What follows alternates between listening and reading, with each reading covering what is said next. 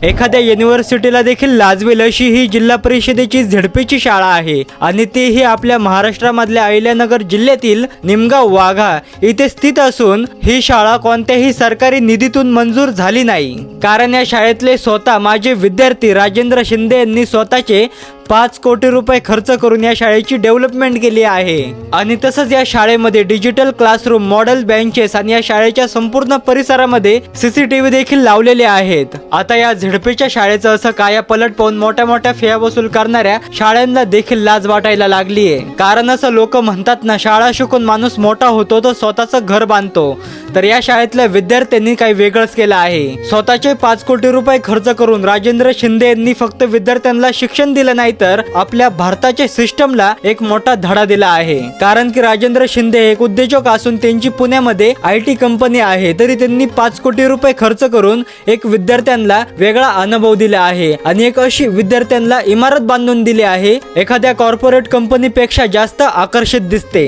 आणि त्यामुळे ही व्हिडिओ जास्तीत जास्त शेअर करा, कारण की एका विद्यार्थ्याचं कार्य आपल्या भारताच्या सिस्टीम पर्यंत पोहोचायला पाहिजे।